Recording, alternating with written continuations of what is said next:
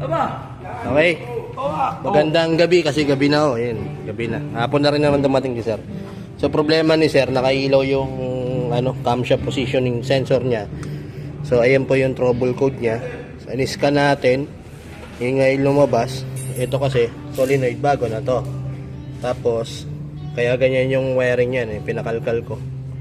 So ito yung nakailaw sa kanya is yung check engine.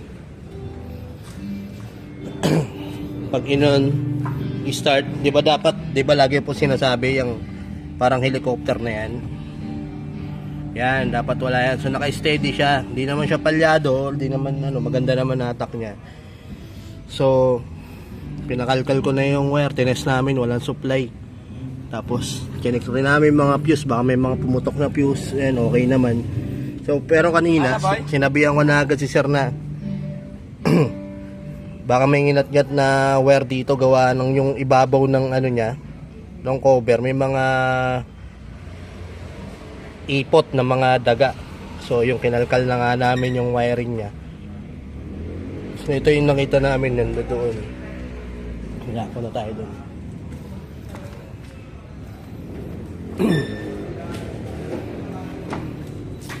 Ito kasi yung color coding niya, ayun. Tapos pinabalatan ko na rin to. Ayun, inaataka-ata ko to. Matigas siya. So dito siya lang gagaling, doon sa dulo na 'yon. Tapos ito yung nakita namin. Tingnan boy. Tingnan daw. Nadugtong mo na ba? Hindi pa. Pati yung dugtungan yan.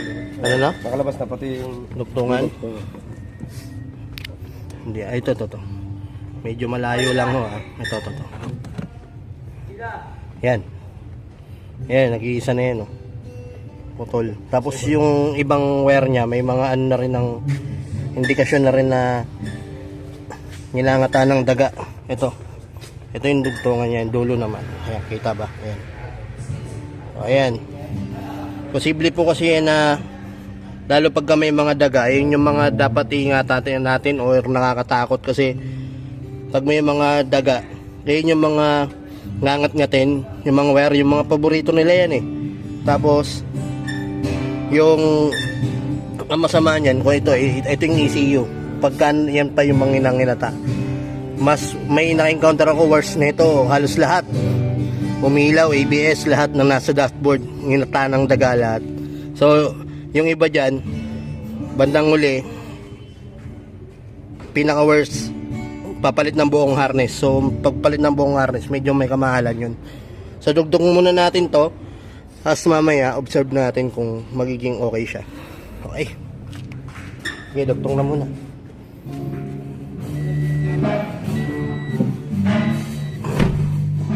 Okay, try natin i-start. Na rewire na rin yan. O, nadugtungan na. Kasi minsan di ba naayos na yon. Minsan ang nangyayari diyan, may check engine pa rin, kailangan i-delete siya sa scanner. So may mga time naman na start mo pa lang wala na. So subukan natin to kung kailangan pa bang i-delete. Check engine na yan, dapat pag tumakbo wala na yan. Start.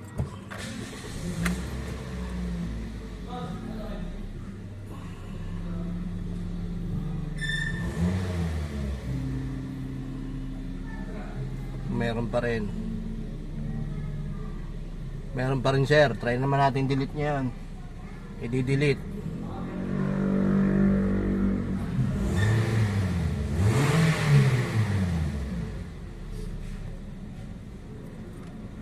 Scanner na tawag dito, solenoid.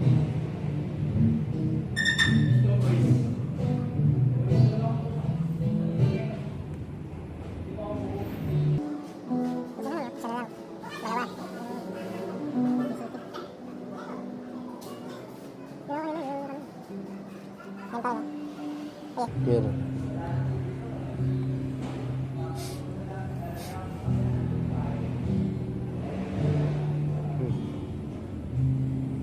Bilis ka ulit. Hindi na. Na-clear mo na?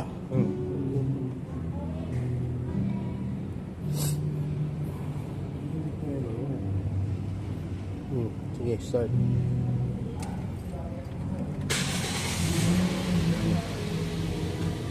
Meron? Wala na.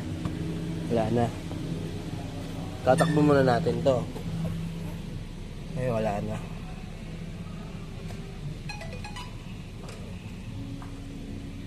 Takbo nyo ni sir. Road test. Wala na siya. Wala na po. Sa ngayon. Takbo na muna. I-road test na muna.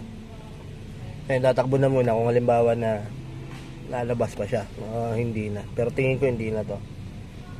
Okay na yun. Minsan kasi talagang kailangan i-clear yun doon. Hindi baga pag-start. Hindi pa rin nawawala. Tapos, yung iba naman kasi pag-start na wala na. So ito sa kanya, kinlear pa namin. So ito. Road test na lang. Pag road test po, wala na yan. Okay na yan. Okay na, road test na. So wala naman na kasi road test nila.